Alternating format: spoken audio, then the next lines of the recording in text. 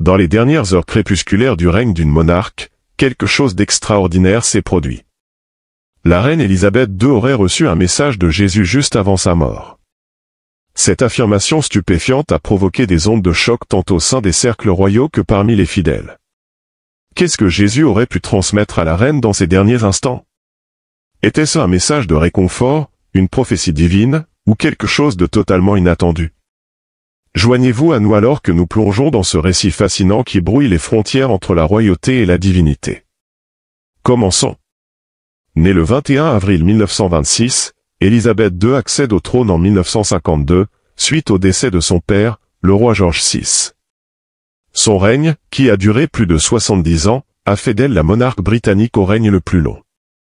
Connue pour son dévouement inébranlable à ses devoirs, Élisabeth est devenue un symbole de stabilité et de continuité à travers des décennies de changements sociaux et de bouleversements politiques. Sa foi a joué un rôle significatif dans sa vie et son règne, influençant ses actions et ses décisions. Son couronnement, le 2 juin 1953, n'était pas seulement une cérémonie grandiose remplie de pompe et de splendeur. Il s'agissait d'un événement solennel où elle s'est profondément engagée dans son rôle de gouverneur suprême de l'Église d'Angleterre.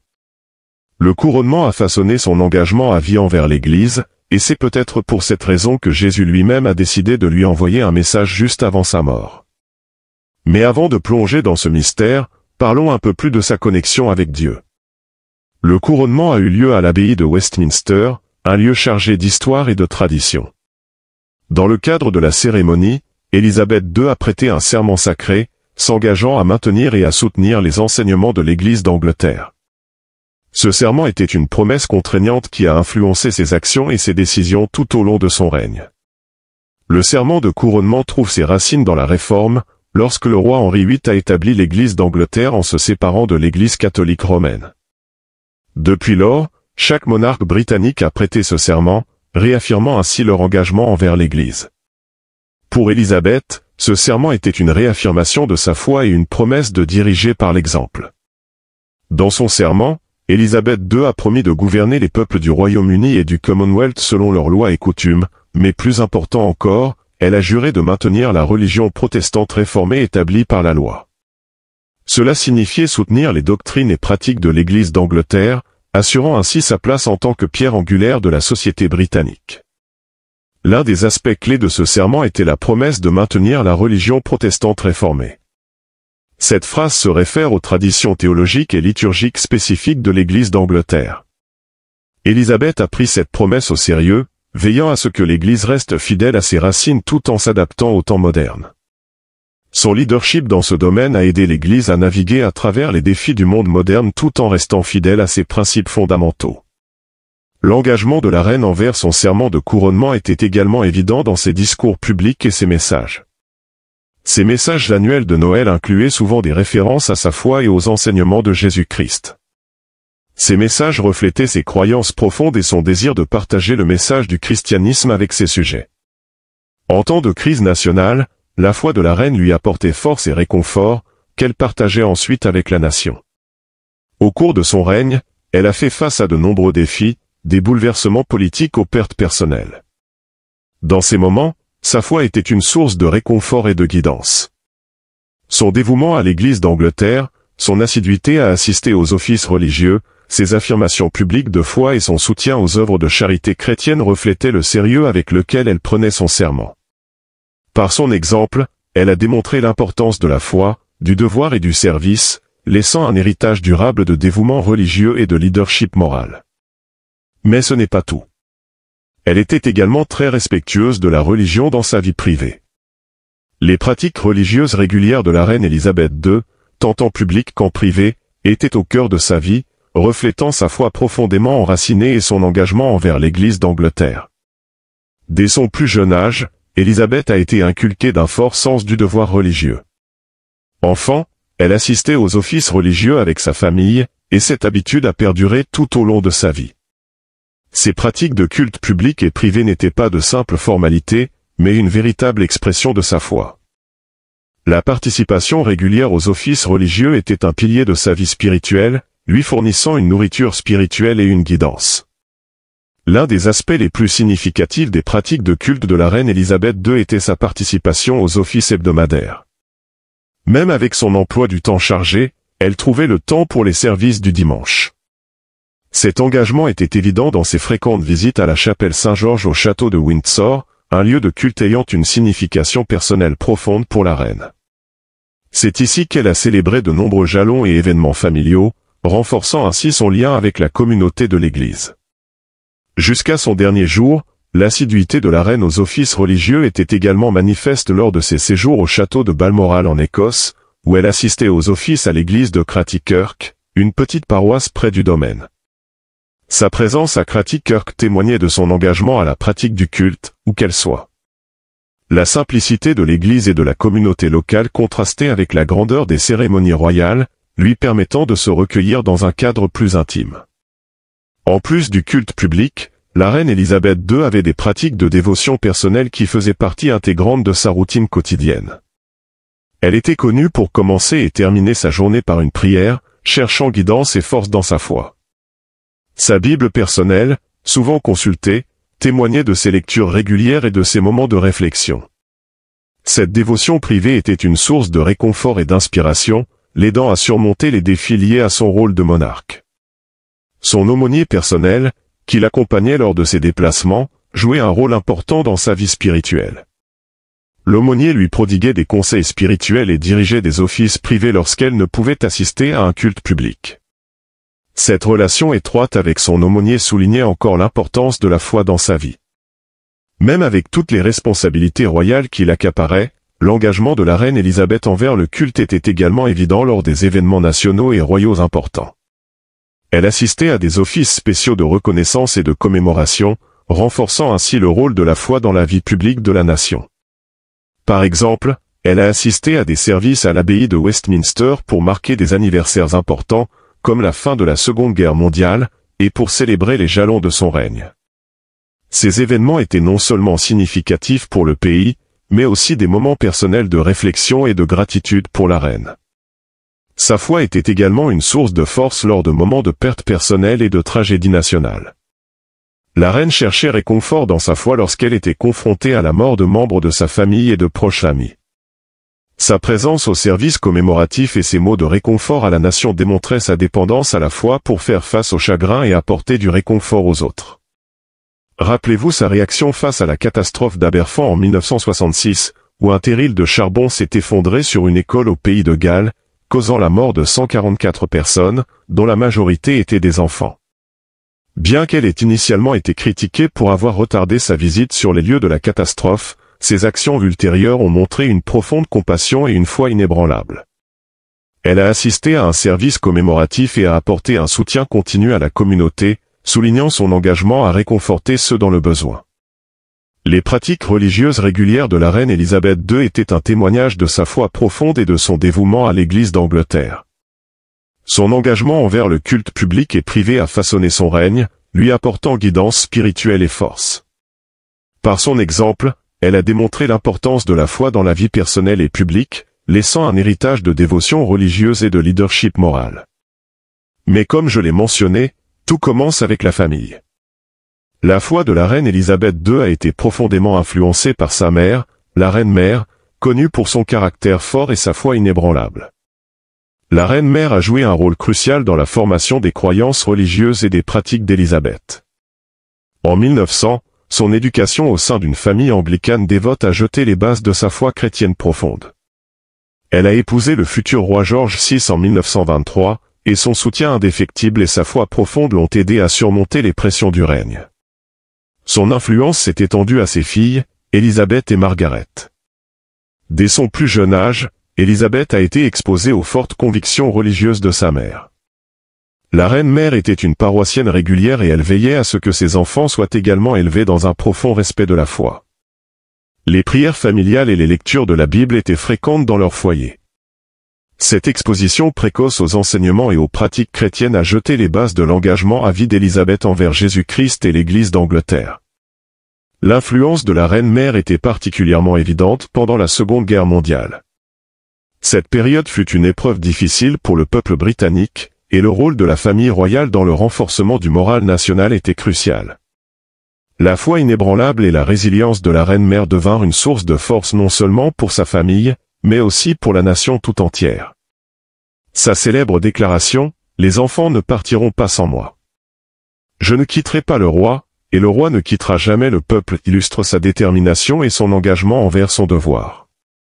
Élisabeth II a été témoin de la manière dont la foi de sa mère apportait réconfort et force en ces temps difficiles. Cette période a renforcé l'importance de la foi comme source de réconfort et de guidance, des leçons qu'Élisabeth a portées avec elle tout au long de sa vie. L'influence de la reine-mère s'est également étendue à la compréhension qu'Élisabeth avait du rôle de la monarchie dans la promotion des valeurs chrétiennes. La reine-mère croyait que la foi du monarque était centrale dans leur devoir envers la nation. Elle soulignait l'importance du culte public et la nécessité pour la famille royale de donner l'exemple moral au pays. Élisabeth II a intériorisé ces leçons, et son règne a été caractérisé par un sens profond du devoir religieux et du leadership moral. L'une des manifestations les plus évidentes de l'influence de la reine-mère fut l'approche qu'Élisabeth a adoptée pour son couronnement en 1953. La cérémonie était un événement profondément religieux, et la préparation d'Élisabeth pour celle-ci était marquée par une attitude sérieuse et réfléchie. Les conseils et le soutien de la reine-mère durant cette période furent inestimables. Elle a aidé Élisabeth à comprendre la signification du serment de couronnement et les responsabilités qui en découlaient, renforçant l'importance de son rôle en tant que gouverneur suprême de l'Église d'Angleterre. Tout au long de son règne, les expressions publiques de la foi d'Élisabeth ont souvent reflété l'exemple de sa mère. Comme la reine-mère, elle assistait régulièrement aux offices religieux, tant en public qu'en privé. Dans les moments de difficultés personnelles, Élisabeth puisait souvent sa force dans l'exemple de sa mère. Les décès de sa sœur, la princesse Margaret, et de la reine-mère elle-même en 2002 furent des pertes personnelles significatives. Durant ces périodes, la foi d'Élisabeth lui apporta réconfort et résilience. Mais pour être clair, bien que la reine fût une femme d'une foi unique, elle respectait les choix des autres, comme un véritable chrétien devrait le faire. Et Jésus savait qu'elle était la seule personne digne de recevoir son message, un message qui disait que quelque chose de grand allait se produire en 2024. Mais nous y reviendrons bientôt, car ce que je vais vous dire ensuite mérite toute votre attention. Les messages de Noël annuels de la reine Élisabeth étaient une part significative de son règne, reflétant sa foi personnelle profonde et son rôle en tant que gouverneur suprême de l'Église d'Angleterre. Ces messages, diffusés à des millions de personnes dans le monde entier, étaient une occasion pour elle de partager ses réflexions sur l'année écoulée, d'offrir des encouragements et d'exprimer ses croyances chrétiennes. La tradition des messages de Noël royaux a commencé avec son grand-père, le roi George V, en 1932. La reine Élisabeth II a livré son premier message de Noël en 1952, après son accession au trône. Au fil des décennies, ces messages sont devenus une plateforme pour elle de communiquer ses valeurs, ses croyances et ses espoirs pour l'avenir, s'inspirant souvent de sa foi chrétienne.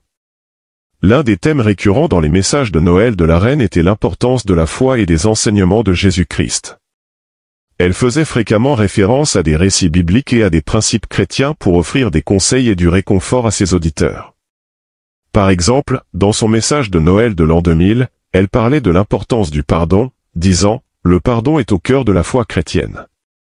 Il peut guérir les familles brisées, restaurer les amitiés et réconcilier les communautés divisées. » Les messages de Noël de la reine reflétaient souvent les événements et les défis de l'année écoulée, offrant un sentiment de continuité et de stabilité en période de crise nationale ou mondiale. Ces messages fondés sur la foi apportaient réconfort et espoir. Par exemple, dans son message de 2001, après les attentats du 11 septembre, elle a parlé de la nécessité de résilience et d'unité, en s'appuyant sur le message chrétien de paix et d'amour. Elle a déclaré « Noël est un moment de célébration, mais cette année, c'est aussi un moment pour se souvenir de ceux qui ont souffert.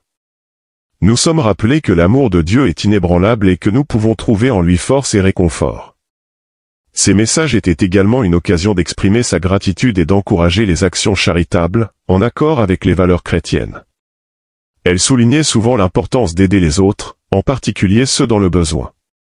Dans son message de Noël de 2014, elle mettait en avant le pouvoir des petits actes de gentillesse, en disant « Pour moi, la vie de Jésus-Christ, le Prince de la paix, est une inspiration et une encre dans ma vie, un modèle de réconciliation et de pardon.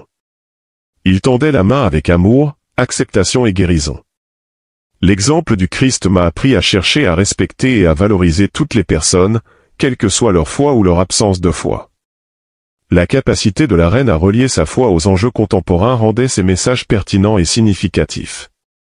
Elle utilisait sa plateforme pour aborder des sujets tels que la justice sociale, la tolérance et l'importance de la communauté, tout en ancrant ses réflexions dans sa foi chrétienne. Dans son message de 2012, célébrant son jubilé de diamant, elle parlait de l'importance du service aux autres, en s'inspirant de l'exemple de Jésus. Elle disait, « C'est le moment de l'année où nous nous souvenons que Dieu a envoyé son Fils unique pour servir, non pour être servi. Il a rétabli l'amour et le service au centre de nos vies dans la personne de Jésus-Christ. » Ces messages de Noël reflétaient également sa connexion personnelle à sa foi. Elle partageait souvent des réflexions et des expériences personnelles, rendant ses messages sincères et accessibles. Dans son message de 2016, elle parlait du réconfort qu'elle trouvait dans sa foi lors de moments de difficultés personnelles, en disant « Des milliards de personnes suivent aujourd'hui les enseignements du Christ et trouvent en lui la lumière qui guide leur vie. Je fais partie de ces personnes, car l'exemple du Christ m'aide à voir la valeur de faire de petites choses avec un grand amour. » L'intégration de la foi dans ses allocutions publiques par la reine avait un impact profond sur son auditoire. Ces messages offraient un sentiment de continuité et de stabilité, rappelant aux gens les valeurs durables de la foi, de l'espoir et de l'amour. Mais la reine n'était pas seulement forte en parole, oh non. Élisabeth était également forte dans ses actes. Tout au long de son règne, la reine Élisabeth a soutenu de nombreuses œuvres de charité et organisations, dont beaucoup étaient fortement influencées par l'éthique chrétienne. Durant son règne, elle a été marraine de plus de 600 œuvres de charité couvrant un large éventail de causes, notamment la santé, l'éducation, le bien-être social et les arts. Son engagement envers ces organisations n'était pas simplement symbolique, elle s'intéressait activement à leur travail, les visitant souvent et rencontrant ceux qui y étaient impliqués pour comprendre leurs défis et leurs besoins. Par exemple, elle était marraine de la Mothers Union, une organisation chrétienne dédiée au soutien des familles dans le monde entier. Le travail de la Mothers Union dans la promotion d'une vie familiale stable, du mariage et de l'éducation des enfants résonnait avec la croyance de la reine en l'importance de la famille, un principe central de l'enseignement chrétien.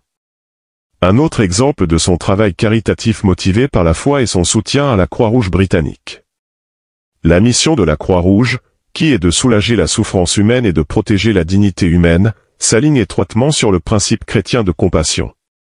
Le parrainage de l'organisation par la reine mettait en lumière son engagement envers les causes humanitaires et son désir d'aider les personnes en situation de crise, reflétant les enseignements de Jésus sur le soin des plus vulnérables. Les valeurs chrétiennes de la reine étaient également évidentes dans son soutien aux organisations axées sur la justice sociale et l'égalité. Elle était la marraine des Samaritains, une association caritative offrant un soutien émotionnel aux personnes en détresse. La mission des Samaritains, qui consiste à offrir une oreille attentive et un soutien à ceux qui luttent avec des problèmes de santé mentale, faisait écho à l'appel chrétien à aimer et à prendre soin les uns des autres, montrant son engagement à aider ceux dans le besoin, indépendamment de leur origine ou de leur situation. Mais ce n'est pas tout, son travail caritatif s'étendait également aux causes internationales. La reine était connue pour son soutien au Commonwealth, une association politique de 54 États membres, dont beaucoup étaient d'anciens territoires de l'Empire britannique. Grâce au Commonwealth, elle a défendu des initiatives visant à améliorer l'éducation, les soins de santé et le développement économique dans les pays membres. En plus de ses parrainages officiels, la reine a fait de nombreuses contributions personnelles à des causes caritatives. Elle était connue pour ses dons privés à diverses organisations, choisissant souvent de rester anonyme. Ses actes personnels de générosité reflétaient son engagement sincère à aider les autres, ancré dans sa foi chrétienne. Les activités caritatives de la reine étaient également influencées par sa croyance en l'importance du dialogue interreligieux et de la coopération. Elle soutenait des organisations qui promouvaient la compréhension et la collaboration entre différentes communautés religieuses, reconnaissant que Jésus aime toutes les personnes de manière égale. Son soutien aux initiatives interreligieuses mettait en lumière son désir de favoriser la paix et l'harmonie dans un monde diversifié. Et devinez quoi? En période de crise, le travail caritatif de la reine offrait un soutien et un soulagement indispensables lors de catastrophes naturelles, de difficultés économiques et de crises sanitaires mondiales. Elle dirigeait souvent des ressources et l'attention vers les zones touchées, reflétant l'appel chrétien à aider ceux qui sont en détresse. Sa capacité à mobiliser des soutiens et à attirer l'attention sur des causes importantes a fait une différence significative dans la vie de nombreuses personnes. Le travail caritatif de la reine Élisabeth II était une puissante expression de sa foi chrétienne. Grâce à ses parrainages, ses dons personnels et son soutien public, elle a démontré l'importance de la compassion, du service et de l'aide aux personnes dans le besoin. Son engagement envers ces valeurs n'a pas seulement fait une différence tangible dans la vie d'innombrables individus, mais a également laissé un exemple durable de philanthropie inspirée par la foi. Cela la rendait digne de recevoir un message de Jésus lui-même. Le message, les funérailles de la reine Élisabeth II ont été un événement sincère et émouvant. Pendant des années, les gens ont chanté « God Save the Queen » et comme certains commentateurs chrétiens l'ont souligné, Dieu a sauvé la reine il y a de nombreuses années, lorsqu'elle a professé sa foi en Christ. Elle faisait confiance au Seigneur Jésus comme son sauveur et son roi. Les funérailles, qui se sont tenues à l'abbaye de Westminster, ont été suivies par sa famille, des chefs d'État du monde entier et de nombreux invités. Le service était un puissant témoignage de sa foi, avec des hymnes, des prières et des lectures de la Bible qui mettaient en lumière sa profonde dévotion à Jésus-Christ. La présence de tant de dignitaires et la diffusion du service à des millions de personnes dans le monde ont créé une occasion unique de partager l'évangile du Christ. L'archevêque de Canterbury, Justin Welby, qui a dirigé le service, a confié la reine à Dieu avec ces mots « Confions à la miséricorde de Dieu notre Créateur et Rédempteur l'âme d'Élisabeth notre défunte reine. Père céleste, roi des rois, Seigneur et donateur de vie, toi qui par ta grâce nous as créés à ton image et par ton grand amour nous offres la vie éternelle en Jésus-Christ, en réclamant les promesses de ton Fils très béni, nous confions l'âme de notre sœur Élisabeth ici présente à ta miséricorde, dans l'espoir sûr et certain de la résurrection à la vie éternelle, lorsque le Christ sera tout en tous, lui qui est mort et ressuscité pour nous sauver, et qui vit et règne avec toi et le Saint-Esprit. Dans la gloire pour toujours. Amen. Tout au long de son règne, la reine Élisabeth a souvent parlé de sa foi en Jésus-Christ. Dans ses messages de Noël, elle partageait fréquemment le message de l'amour et de la rédemption du Christ, en soulignant l'importance de la foi, du pardon et du service aux autres. Ces paroles étaient un rappel constant de l'espérance chrétienne qui transcende même les plus hauts honneurs terrestres. Mais elle n'a jamais rêvé que cela puisse arriver, la reine Élisabeth a reçu un message de Jésus juste avant de mourir. Et devinez quoi? Jésus lui a dit qu'en 2024, il reviendra.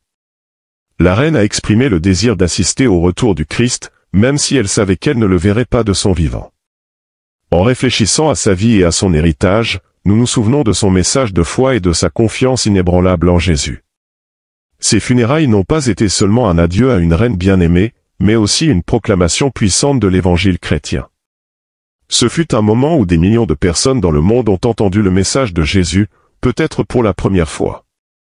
Alors que nous regardons vers l'avenir, nous gardons l'espoir qu'elle a proclamé et la promesse du retour du Christ. La vie de la reine Élisabeth était un témoignage de la puissance de la foi, et ses funérailles furent un dernier hommage à sa dévotion envers le Christ. En nous souvenant de son héritage, nous sommes inspirés à vivre notre foi avec la même dévotion et le même espoir, en attendant le jour où nous pourrons être témoins du retour de Jésus lui-même. Pensez-vous que cela se produira en 2024? Faites-le nous savoir dans les commentaires.